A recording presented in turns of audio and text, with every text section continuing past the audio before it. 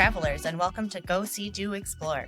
Here we dive deep into the world of travel, sharing practical tips, can't-miss experiences, and the insights to help you make the most of every trip. Whether you're a seasoned explorer or just starting to plan your next getaway, you're in the right place to get inspired and equipped. I'm Christopher. And I'm Ashleigh. And together, we'll help you chart your next adventure, discover what to see and do, and share the stories that bring each place to life. It's time to go, see, and do more. Let's explore.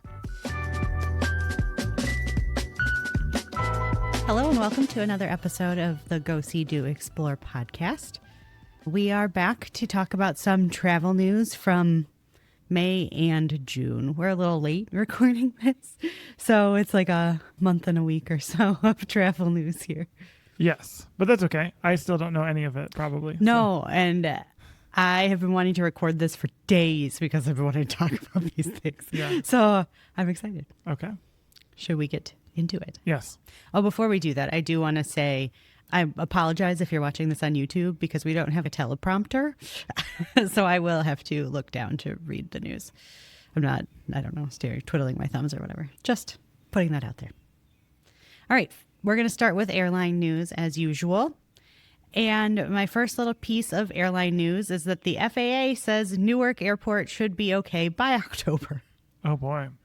I did get the email from United that all runways are operational again. Yes, the runway work is done, and I guess they're really working really hard to hire air traffic controllers.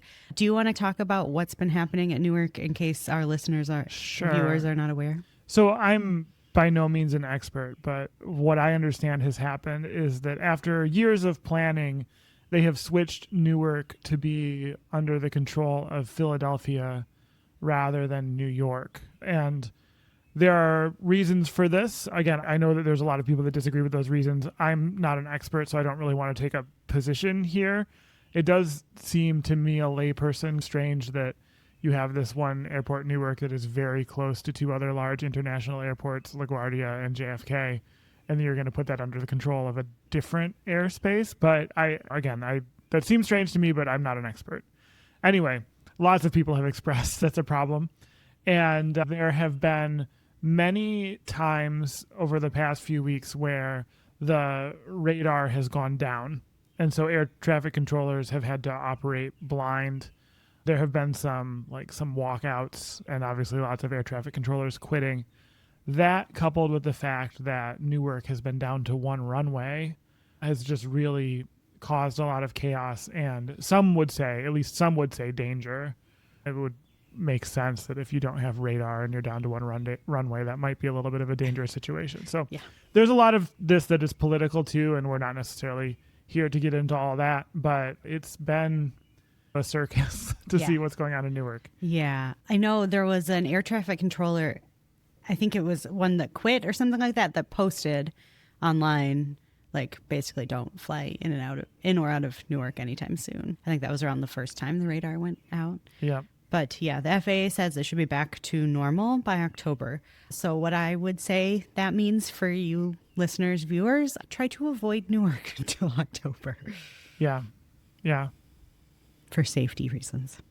All right. My next piece of news is that airfare prices for this summer are 10% lower than last year. That's interesting. So it seems like there's a lot less demand this year. And I don't know if it's all the uncertainty in the economy and all that. But if you were considering taking a trip this summer and you weren't sure if you could afford it or not, I would definitely look at airfare because according to the points guy, it's down 10%. Domestic is down 10% over last year. And I want to say it was like 5% for international fares. So if you're looking for a last minute summer getaway, you might be able to find some deals. Is that us? I'm always looking for a last minute getaway. Yeah, we did get a great deal on the New Orleans flights that we have upcoming. Mm-hmm. I've been casually looking and I haven't noticed much of a difference, but I'm sure in aggregate it's down a little bit. A loud bird. I'm also hearing things running. Ice maker. This is our next news story is one that you have told me about, actually, and that is United and JetBlue are teaming up for the Blue Sky Partnership. Yeah, this is interesting, I think, because JetBlue has been playing in this kind of interesting space for a few years. They are not a traditional carrier, but by many, including I'd say themselves, they're considered a step up from something like a Spirit or a Frontier. They have a very loyal fan base, Southwest, up until recently. And they fly a lot out of the Northeast, out of Boston, out of New York City. Until last year, or maybe 2 years ago, I don't recall exactly the timing, they were in a partnership with American Airlines for the Northeast. And then they were code-sharing with American Airlines. And then they got rid of that partnership in order to merge with Spirit, which was then blocked by the Federal Trade Commission. I guess they're not going back to American. They're partnering up with United and for more code sharing. But there are some really interesting, because United has been adding a lot of flights too. Mm-hmm. I feel like there's just a lot of really interesting possibilities as JetBlue and United start to code share. And this also will allow reciprocal perks, whether you're flying United or JetBlue. Yeah. That's something I never think about, but yeah. That's true. A lot of people are really into those points in their miles. Yeah. Some people are benefiting from that, and some people are getting scammed. But, yeah. JetBlue is also teaming up with Brightline. Okay. So you can now book a JetBlue flight to an airport in Florida, because I think that's all Brightline is currently operating, correct? Is it only in Florida? Yeah, I think they're building one somewhere else, but I don't know if it's They're open. working on the LA to Vegas route. Is that what it was? Yeah. Okay. But so now you can book a flight to a location, an airport in Florida where JetBlue flies, and then they will connect you to other parts in Florida via Brightline. Yeah. It's very interesting to me because every time I've ever looked at Brightline, it's been outrageously expensive. Yeah. That actually makes a lot of sense because JetBlue just has that, or just got that new terminal in Orlando. So probably they have a lot of flights in and out of Orlando these days, I would expect. And there was originally supposed to be a Brightline terminal at the Orlando airport that got scrapped. Oh, that didn't happen? Oh, maybe it's there, isn't it? It is at the airport. It's not at downtown Disney. I'm sorry, Disney Springs. Okay. That's what got scrapped. Yeah, I just thought it was interesting to see the new things that JetBlue is trying. Yeah. I don't know if any other, I know we've talked about news stories before with European airlines that partner with railways like that. I don't know of any other American carrier that does. No, it would be them or Amtrak. Those are pretty much the two. I guess someone could partner with the Rocky Mountaineer. That's not luxury. That's not one of those like semi-private jet experiences or whatever. Yes. They could like JetX or whatever it is. They could partner with the Rocky Mountaineer. Remember, it's not the Rocky Mountaineer anymore. Oh, what is it? I don't remember. Oh, yeah, that was on a news episode. Yeah, it was. It was like Red Need to go Rocks back and listen. Yeah, I need to go back and listen to a news episode. Thank you for reminding me. I forgot about that. Rocky Mountaineer is solely for the train in Canada. Yeah, yes. Maybe that's what I was talking about. Maybe. Air Canada. Yeah, true. With Via Rail. There you go. Yeah. All right, this is a news article that you actually sent to me first, and that is Delta Airlines was caught charging solo passengers more. This was funny to watch because they got caught and then they were like, yeah. And then 2 days later, they were like, we're not going to do that anymore. So even when they were caught, they didn't immediately walk it back. But this is a strategy actually that if you search for flights, you can search for one person, regardless of your party size. And then you will know that you'll get the lowest price possible, at least for one person, right? And so you can go from there when searching flights. I also know that a lot of times single tickets are not business class, but business tickets, like companies are paying for those tickets. So Delta, once again, competing only with themselves on price. I don't know what is going on over there, but I feel like it's like what you just said. Business travelers, it's not their own money, and so they're going to book the most convenient because it's not coming out of their pocket. The same way that, like, I don't know, in a business hotel, the restaurants can be outrageous and not very good. That's true, and that's a lot drives pricing when it's primarily for business people. But no one else is doing this. Delta's already the most expensive. Like, what? I'm running out of good reasons why Delta is pricing themselves the way that they are. It really makes no sense to me. And I can't help but think that it's just motivated by corporate greed at this point. I'm trying to think of better reasons why they would be doing stuff like this. I think that's it. Padding the bottom line. hoping that nobody knows. I guess the good faith spin on it is that they're so confident that their experience is so much better than everyone else's that they're able to charge a premium price. I think you could interpret it that way, but the fact of the matter is it's often better, but it's often not that much better. Delta, you're disappointing us. But at least you walked it back. You did the right thing once you were caught. Yeah, I guess it's much better than if they were like, yeah, so what? Yeah. You're traveling by yourself. What are you going to do? But that was their original plan, I think. All right. Do you know that a really annoying thing that some people do when a plane lands and they immediately stand up? Uh-huh.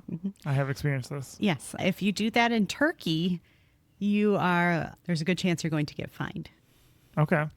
The country of Turkey is trying to crack down on people who stand up the minute the plane lands because it's not safe. It's not safe. If the seatbelt sign is still on, you need to be seated with your seatbelt on. Right. The reason, by the way, that it's not safe, if you don't know this, is that until your plane is at the gate, you're taxiing in an airport, like on the tarmac or whatever. And what if some plane comes in and, heaven forbid, crashes into your plane, right? Like, it's things like that. It's collisions that they're concerned about. And the chance of that, of course, is very low. Just stay in your seat and wear your seatbelt. It's fine. Like, it's you far can less hold chaotic. off for another 5-6 minutes. Yeah. I have to say, though, I think about this a lot because it's very annoying when people do it, but I feel like most of the time, most people don't do it. So it's not like it's everyone and all the time, but maybe Turkey has a real problem with it. I don't know. Yeah, I don't know. All right. My last little bit of airline news comes from India, and that is that India's Indigo airline is going to make a push into the U.S. Via Delta and other partners. That's interesting. So Indigo is a low-cost airline in India, privately held airline. But I've heard about it. I've heard it gaining in popularity. And so I suppose that makes sense that they would want to do some code sharing, some partnership with some airlines to get to the U.S. Yeah, so beginning in July, Indigo will sell connecting flights to the U.S. via Amsterdam and Manchester on Delta, KLM, and Virgin Atlantic. Okay. This partnership is not completely reciprocal. Indigo will sell seats on Delta, KLM, and Virgin flights, but it doesn't go the other way and doesn't include the loyalty stuff. Okay. Once again, I'm getting this from the points guy, so there's always a little loyalty. I wonder, though, could you book from the U.S. to India on Indigo and get on a Delta plane or whatever outbound? I would imagine probably. I would assume, but I think what they're saying is you're not going to find it on the Delta website. You're going to have to go to Indigo yourself. Book it through Indigo. Yeah. And it's an airline that us in the U.S. have not really heard of, but it is the 8th largest airline in the world, Indigo. Okay. They're making a push for the U.S. market. Cool. Okay, let's go to a wine break.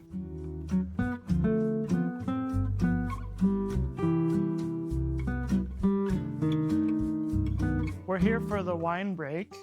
For the wine break for the series on Mexico City, we really wanted to find Mexican wine, but it's just hard to get here. And so in the future sometime, if we're going somewhere like Chicago or something like that where we could get it, we'll try to have some Mexican wine on the podcast. But we have something else, which I think is also interesting and exciting today. And this is Guarda Rios. I don't know. Rios. Probably Rios. It's from Portugal. And that means kingfisher. Kingfisher is a bird. And as we were looking for wine for this week, this one stuck out to me.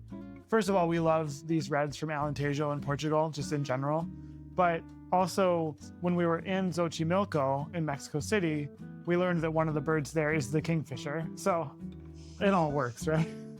But let's check this out. We've never had this wine, but I think this will be very familiar to us as we've had Definitely smells like many Portuguese reds. We've had many Alentejo reds.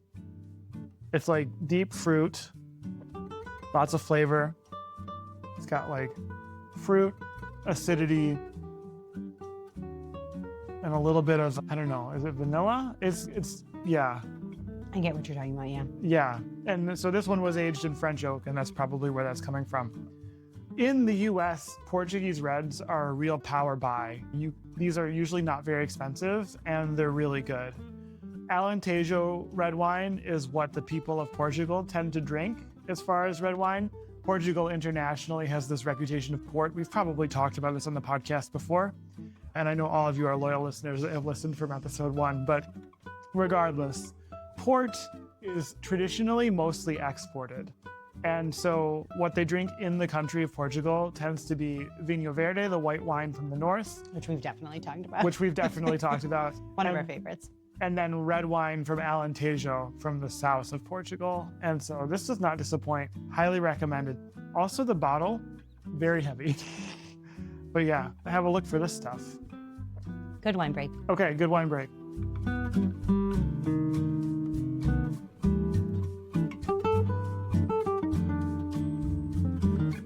All right, so we are going to move on to some U.S.-based travel news. The U.S. News and World Report just announced their best underrated travel destinations in the U.S., and I thought it'd be interesting to read through it. I'm just going to read the top 10. I don't know how many are on this list. Okay. But the first one on the list is a place I've never even heard of, and this made the number one on the list, which I guess makes sense, and that is St. Simon's Island, Georgia. I feel like I just actually heard of someone going to this island. I don't know much about it. It's a barrier island with lots of live oaks, maritime forests, and quaint shopping villages. Okay. Sounds good. Number 2 is the Sawtooth National Recreation Area. Okay, I've heard of that. It's in the southeast, right? Florida? No, there's mountains in the picture. Oh. Idaho. Idaho. Oh, yeah, okay. Number 3 is a place we've been, and that is Door County, Wisconsin. Sure. 4 is Chattanooga. 5, Block Island, Rhode Island. Okay, I don't know anything about Block. They're comparing it to Nantucket and Martha's Vineyard, but it's a place that not a lot of people visit. Okay. Number 6 is one that's been on our list for a long time, but I think the remoteness of it makes it a little tricky, and that is Big Bend National Park in Texas. Yeah, I really would like to go to Big Bend. Number 7 is Portsmouth, New Hampshire. Portsmouth is on the ocean, right? We've driven. I think so. we've driven through Portsmouth. Yeah. Portsmouth is between Boston and Maine. Number 8 is Duluth, Minnesota, Cold there. especially in the winter. I'm sure the summer's not cold. Number 9 is Charlottesville, Virginia. Okay. And number 10 is Crested Butte, Colorado. That one I've never heard of. It's in Colorado. Oh. If you'd like to read the rest of the list, I'll put a link in the show notes. I'm not going to read all. I don't know. It seems like there's a lot, 50 or something. Wow. Okay. Cool. 26 for some reason. So yeah, if you are looking to visit a destination in the U.S. that's not swarmed with tourists, that not your Yellowstones, your Yosemites, your New York City, those are some places for you to check out. Sounds good. Now, I'm going to talk about some Disney news for a second here. Okay. This actually wasn't on my list, but the Muppet Courtyard at Disney's Hollywood Studios, I almost said Disney's MGM Studios, and it hasn't been that for a long time, closed today as we're recording. I believe yesterday Wow. was the last day there to make way for the Monsters, Inc. stuff. Sure. And in July, Tom Sawyer Island and the Rivers of America will be going away. So if you would like to ride the Liberty Bell riverboat or take that raft to Tom Sawyer Island, next month is your last chance. Remind me, you told me what they're putting on Tom Sawyer Island, and I've completely forgot, but it's weird, isn't it? Cars. Okay. Yeah, they're like filling in a lot of the water. Although the more recent concept art has still a small river running with some waterfalls and things like that. Don't quote me here. I might be wrong. I'm not entirely in the Disney loop these days. But I think what I remember reading was that the new Central Florida Oversight Board, whatever, would not approve them completely removing that water. Yes, it's historically significant or something. Something with ecologically. I don't know. Yeah, we don't need to get into that. But yeah, so that is my understanding. But the new concept art does look really cool, and it looks much less like a big concrete jungle, which was the original concept art for that Cars Land. So if you would like to voyage to Tom Sawyer Island, I think this month might be your last chance. So. Okay. All right, we're going to move over to the rest of the world for some travel news. Munich was just named the most walkable city in the world. I feel like Florence was just named Yes, the most last walkable year. city. Oh, it's different? I don't know. It changes? I'm pretty sure that was also on Travel and Leisure. You went backwards, Florence. Yeah, I don't know. It's less walkable. No, they added some hills. I don't know. Okay. I don't understand how it could go down in ranking. But yeah, last year it definitely was Florence. Yeah. But I also feel like I saw some stuff saying Munich last year. So I don't know. Sounds like both Florence and Munich are pretty walkable. Yeah. That's the takeaway. So if you're looking to visit a European city where you don't need a car, you don't need to rely on public transportation or taxis, like definitely check out Munich and also Florence. Yeah. Yeah. This is one we haven't fully talked about, but I alluded to it the other day. But Spain, the Spanish government, has demanded 66,000 rentals to be removed from Airbnb. Yeah, you did mention this to me the other day, or a couple weeks ago, rather. Basically, the Spanish government is saying that these rentals breach regulations for tourist accommodations. So in a lot of Europe, and I think in the U.S. too nowadays. Depends on the city. Your Airbnb or your rental property has to be licensed. And so I think a lot of these are skirting those rules. And there's a lot that goes into that. I think there's probably inspections. In Europe, there's some ID requirements. Like we had to, in Italy, everywhere we went, we had to meet the host. They had to see our passports. So just like when you check into a hotel and they need to see your ID, it's the same kind of thing. They require those same checks. But I think this comes from, in a lot of places, the short-term rentals are taking up housing that, the locals need and driving up housing prices and making these places unaffordable for people that need to live and work there. Yeah, and then it gets even worse than that.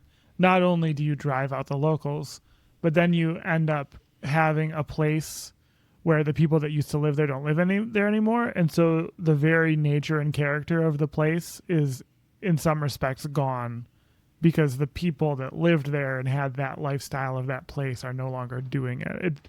You convert a city into a Disneyland, basically, by driving out the people that live there. This is definitely a problem in Venice, 100%. And I think it was a problem in Venice before Airbnb. Yeah, for sure. Because it's always been one of those destinations that everybody wants to visit because it's so picturesque. Yeah. So it seems, I only know what you told me, but it seems like hopefully the right thing to do. The properties that the government is trying to get removed are in 6 regions: Madrid, Andalusia, Catalonia, Valencia, the Basque Country, and the Balearic Islands.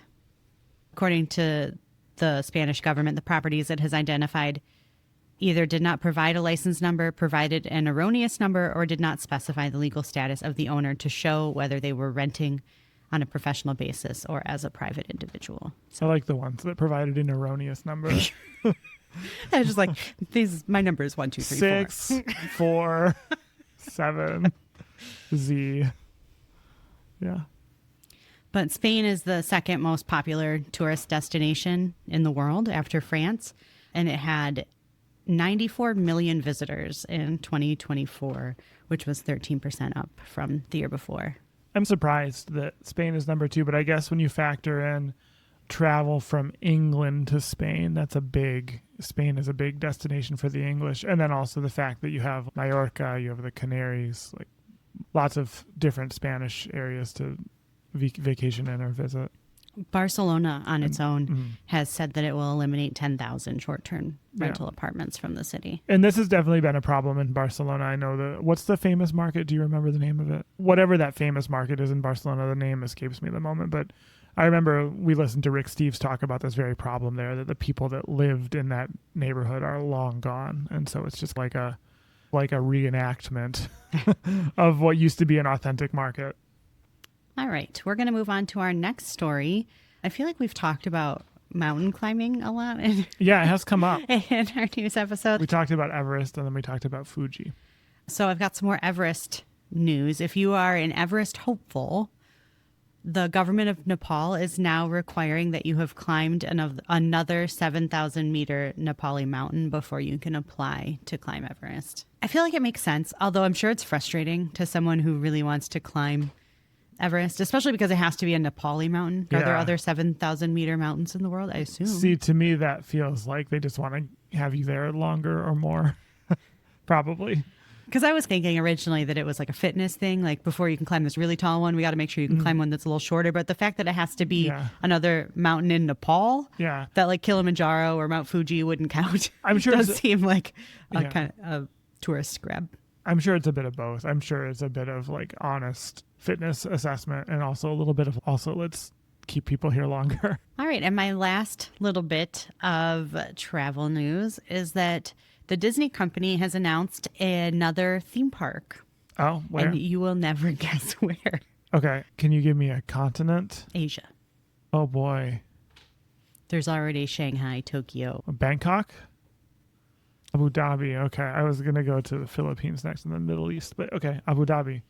Yeah. And it sounds like it's going to be a similar deal to the way Tokyo Disney, I believe it's Tokyo Disney, is run. So those of you that don't know all weird facts about Disney, the Disney company does not own the land where Tokyo Disney is. They just rent it from some Tokyo company. And the Disney company and this Tokyo company run the park together. So it's like another company is like using the Disney intellectual property and the Disney name, but like with Disney's say, basically. The license. Yes. It's a licensing agreement with Disney's creative control, obviously. Like they can't just put up whatever they want. Or you go to Disney jail. So the company in Abu Dhabi is called, I'm not sure how you pronounce this, Mural, something like that. And the Disney Experiences chairman, I guess he's not Parks and Resorts anymore, Josh D'Amaro, said in an interview that it's going to be one of the most advanced theme parks we've ever seen. There's a lot of affluence in that part of the Middle East, and I think a lot of affinity for Western culture. Having something like a Disney park there, I can see why that makes a lot of economic sense for a lot of people. And this is the first new Disney park that they have opened since Shanghai Disney Resort opened in 2016. So It's been a little bit of time since Disney has opened a new park, a new resort. How's Shanghai Disney doing? Have we heard anything? I haven't really heard. Yeah, I'd be curious. I know I had a rocky start. Yeah. There were some rocky cultural things going on at the beginning. It's funny because I hear people talking about visiting Tokyo Disney, and Tokyo Disney Sea is supposed to be like one of the best Disney parks if you're a fan of the Disney parks and resorts. It's totally different than anything else. And I don't really ever hear people talking about Hong Kong or Shanghai. Yeah. But yeah, so if you are interested to check out a new Disney theme park on the other side of the world, I don't think they have an estimated time of opening, but it was quite a while for Shanghai. I want to say it was at least 10 years. Yeah. Yep. Maybe 8. It was not a short amount of time. I remember talking when I was in college, I was doing not like an exchange thing, but for my linguistics class, I had to talk with an English language student, and he was from China. And so we were talking to him about Shanghai Disneyland, and that would have been like 2008, and it opened in 2016. So it was probably like a 9-year process from when they announced it to when it actually opened. All right. So that was this episode of the Go See Do Explore podcast. Thanks for tuning in. Yep. We'll catch you soon.